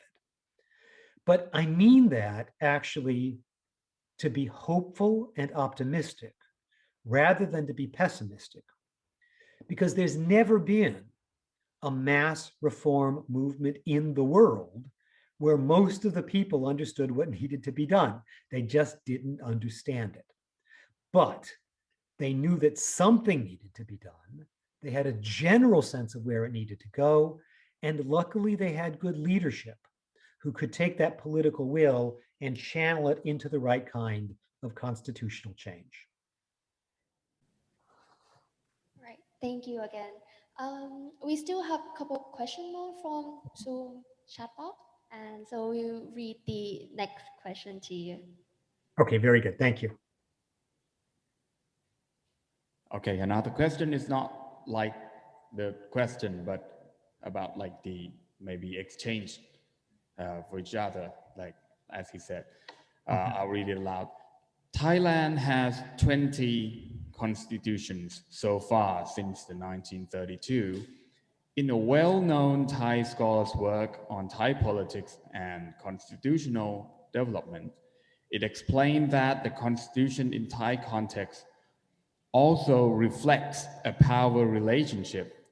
In this sense, the reason Thailand had many constitutions is because the power relationship has changed and it has not been settled yet until today. Would you? Should I comment on that? Okay. Again, as I say, please do forgive me. I apologize in advance if I say anything that is out of bounds or offensive or something that a well-meaning outsider shouldn't say. And so I just want to say before I begin again that I am deeply fond of the country and of the people. And to be entirely honest with you, I am hoping that when I retire, I might actually get a small place in Chiang Mai or Mae Hong Son, where I can spend 3 months in the winter, because I just really like the country. So I don't want to become unwelcome by saying the wrong thing. Now, here's the thing. I just described the way constitutions are supposed to work. And the way they're supposed to work is that the people figure out what kind of a government they want. And they write it down in the Constitution. And then the Constitution controls what the government does later on. So it's the Constitution that fundamentally lays out the power relationships in a country, and it governs those relationships in advance. Now, when constitutions work, that's what they do. Now, there are countries in the world, and at least some of the time, Thailand has been one of those countries, where that's not actually what the Constitution does. Instead, what happens is that powerful people work out a certain kind of power relationship, a structure about who has how much power. And they're doing that completely independently of the Constitution. They're not paying any attention to it at all. But once they've worked that out, once they've figured out what that power structure is going to be, then after the fact, they write a constitution to describe the power relationship that they worked out long before they ever put it in the Constitution. So when constitutions work well, they are ex ante, meaning they happen first, and then they control power relations in the future. When they work poorly, what really happens is they happen after the fact, and they just describe developments that have already been made. Now, obviously, Thailand has been that part of the time, right? And that's part of why there have been so many constitutions, is that sometimes power elites restructure power, and then they just redraft the Constitution to reflect that. Now, I should say, I don't think that's true for all of Thailand's history. And I think there are a lot of lawyers and law professors and ordinary people in Thailand who understand what constitutions are supposed to do, and they really wanted to do that. And I believe that what we're seeing in Thailand right now is to some extent a struggle between these two different visions of what constitutions can be for Thailand.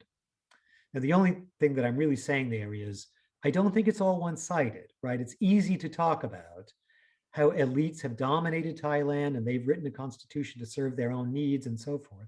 And that's true, but there's another part of it, which is there's always been a hopeful and idealistic and dedicated spirit among Thai people. And again, I've been coming to your country for almost 20 years now.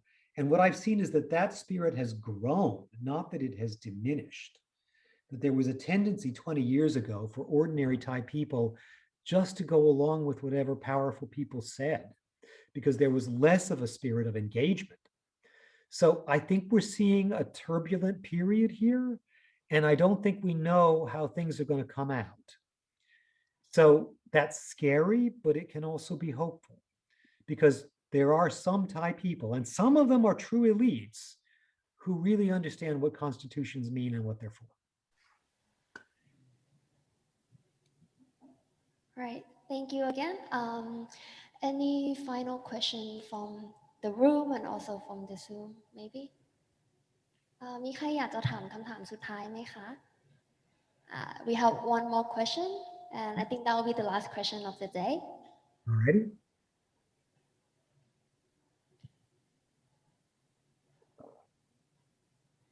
Hello, Mr. David. I am Sipapon Akasi from KPI. So I have a question about redrafting constitutional. So can Mr. Kwan Khao, Mr. Kwan, translate my question? ครับผมคำถามของผมนะครับจะเป็นในเชิง methodology มากกว่าที่จะเป็น3สถานการณ์นะครับก็คือผมอยากจะสอบถามว่าถ้าในกรณีที่ในสิ่งที่คุณเดวิดได้นำเสนอเรื่องของการแก้ไขรัฐธรรมนูญว่าการแก้ไขรัฐธรรมนูญอาจจะ ไม่ต้องไว้วางใจนักการเมืองมากเกินไปแต่ว่าก็ต้องหาวิธีที่มันสามารถแก้ไขรัฐธรรมนูญได้เหมือนกันเพราะถ้างั้นถ้าเป็นวิธีการแก้รัฐธรรมนูญผ่านไม่ว่าจะเป็นคณะกรรมการหรืออนุกรรมาธิการที่มาจากความร่วมมือจากภายนอกประเทศคือโมเดลในหัวผมจะเป็นอย่างของกรณีของรัฐธรรมนูญญี่ปุ่นในปี1947กรณีที่มีต่างชาติเป็นผู้ช่วยให้ความช่วยเหลือให้ความรู้ในการแก้ไขรัฐธรรมนูญโดยรับฟังภาคประชาชนอย่างทั่วถึงมีการรับฟังความคิดเห็นและนำเอกสารวิชาการในประเทศมาเพื่อเป็นตัวแปรในการเสนอเงื่อนไขในการแก้ไขรัฐธรรมนูญซึ่งกรณีอย่างนี้คุณเดวิดคิดว่าจะสามารถไปได้ใช้ได้มีประสิทธิภาพในการแก้ไขรัฐธรรมนูญให้ไปได้ไกลกว่าขอบเขตอำนาจของนักการเมืองรวมถึงเป็นการรับฟังประชาชนแล้วก็สามารถสร้างรัฐธรรมนูญที่มันมีความยั่งยืนถาวรโดยเป็นความร่วมมือจากต่างชาติที่มีความรู้ความสามารถในด้านรัฐธรรมนูญโดยตรงได้หรือไม่นะครับ Right, so I would put it simply, what he asks is that based from the model of Japanese constitution in 1947, they have allowed, to put it simply, outsider or someone other than Japanese national to take part in a committee of drafting their constitution. So what he's trying to ask is that, would it be possible to have the same kind or similar kind of model in Thailand, and would it be effective or would it lead to sustainable constitution in Thailand? To have outsiders help draft it? Is that the question? Pardon, can you speak again, please? Of course, sure. So the question in Japan, after World War II, some outsiders were heavily involved in drafting the Japanese constitution. Yes.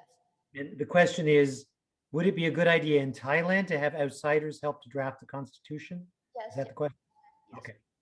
All right. Wow. Okay. So,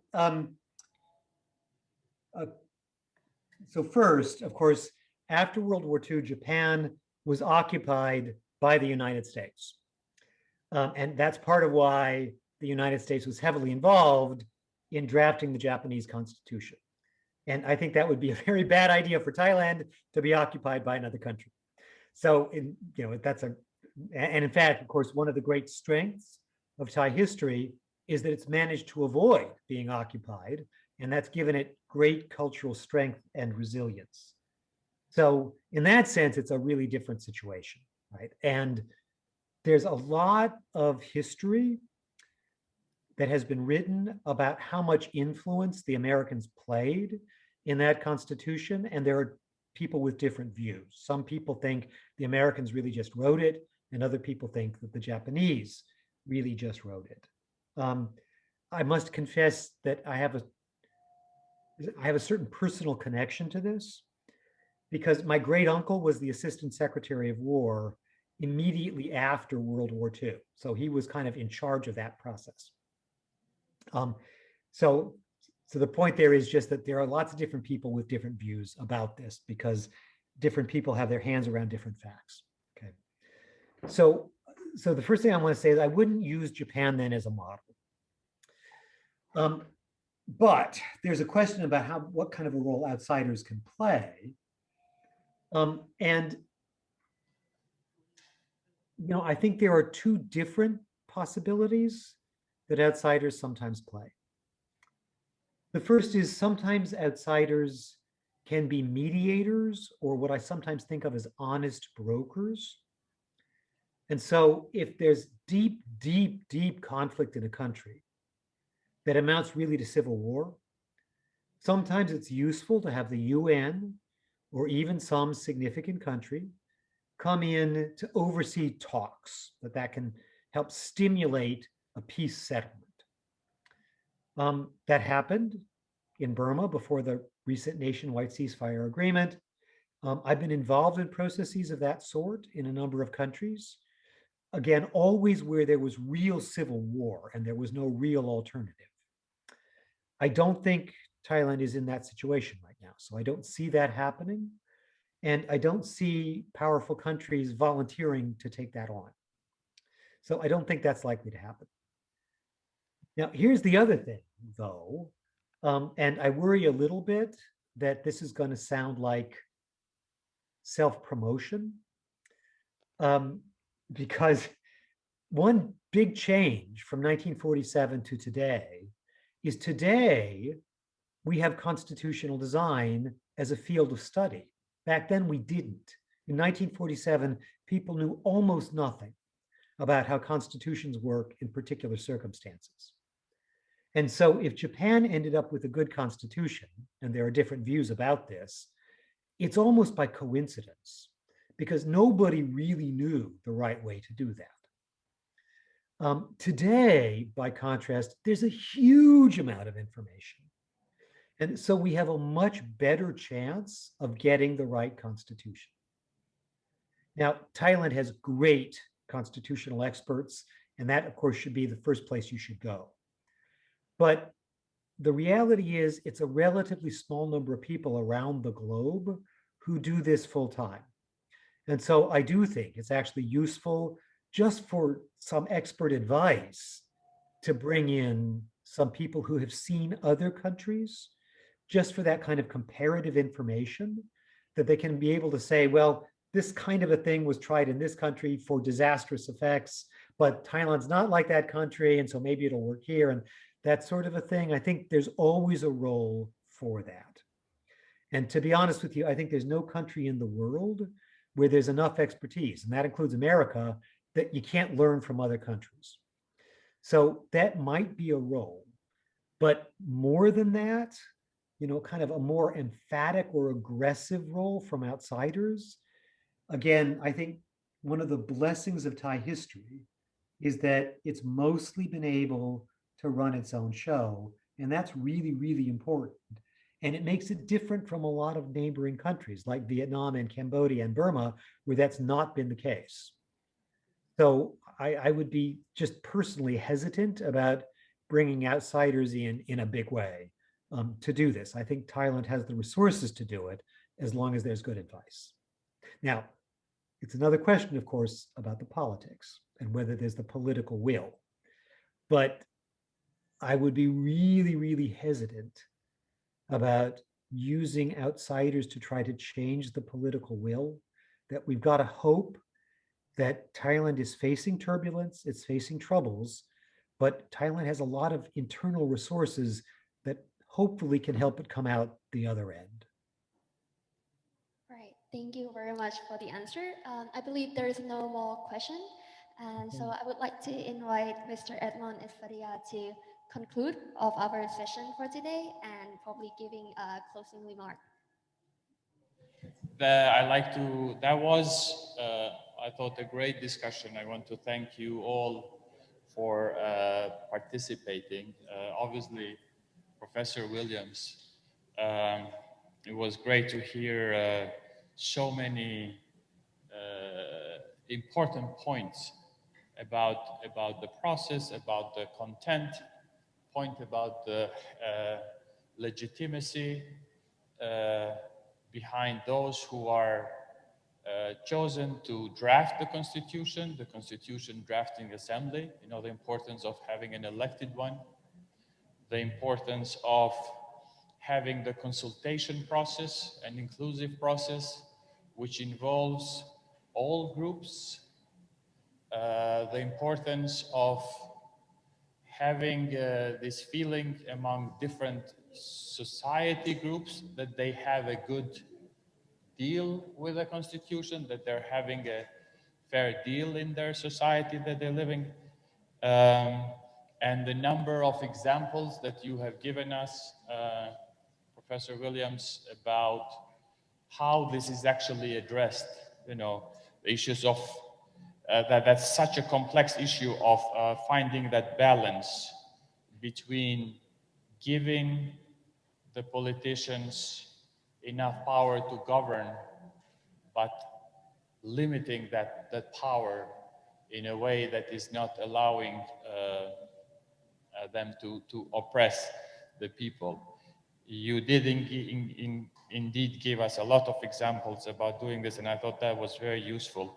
And then the need for having a tailored constitution to the specific context, in this case Thailand, the need to have that momentum which also came up in the question and answer session, and that it should come from the society itself. It's not something which is exported or imported, in this case from outside.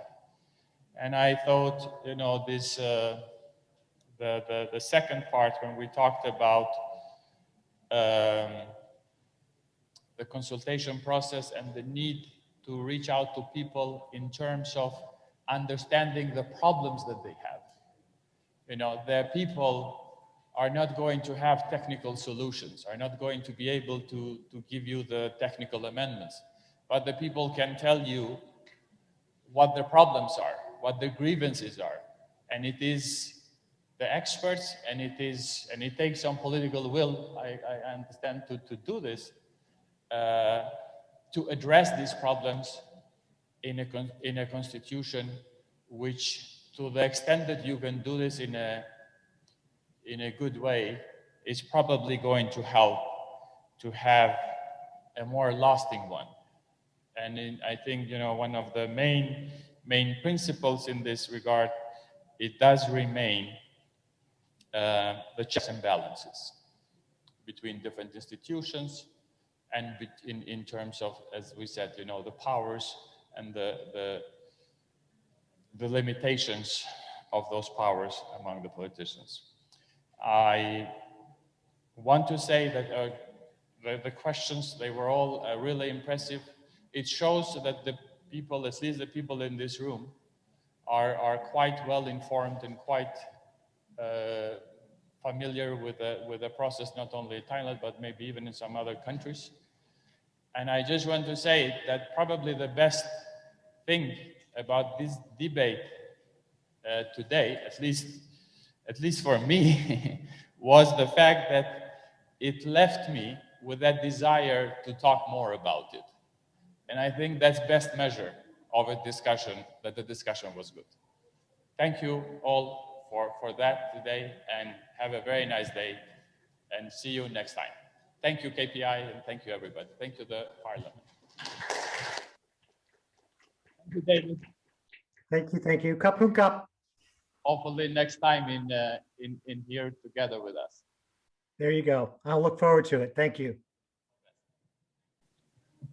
Thank you again, and thank you Edmond and Professor William ค่ะก็วันนี้ก็ต้องขอบคุณทุกท่านมากเลยนะคะที่มาเข้าร่วม Public Lecture ในครั้งนี้นะคะสำหรับในครั้งต่อไปสามารถติดตามได้ในเพจแล้วก็จะมีการประชาสัมพันธ์นะคะยังไงหลังจากนี้นะคะทางKPI ได้มีการจัดเตรียมอาหารกลางวันไว้ให้สามารถหยิบได้ตรงใกล้ๆจุดลงทะเบียนนะคะที่เดียวกันกับที่มีเบรกนะคะแล้วก็ห้องน้ำจะอยู่ทางด้านขวามือค่ะยังไงก็ขอบคุณอีกครั้งนะคะแล้วก็อีกเรื่องนึงสุดท้ายเลยค่ะอยากจะรบกวนให้ทุกท่านช่วยกันทำแบบประเมินด้วยนะคะพอดีว่าในเอกสารประกอบการบรรยายอะค่ะที่ได้แจกให้ในเบื้องต้นจะมีแบบประเมินอยู่ทางด้านหลังอาจจะขอรบกวนทุกท่านด้วยนะคะแต่ว่าถ้าเกิดท่านไหนไม่สะดวกที่จะเขียนเรามี QR code สามารถสแกนแล้วก็ทำในเป็น Google Form ออนไลน์ได้ค่ะยังไงก็ต้องขอบคุณทุกท่านมากๆเลยนะคะสำหรับวันนี้ขอบคุณอีกทีนึงค่ะสวัสดีค่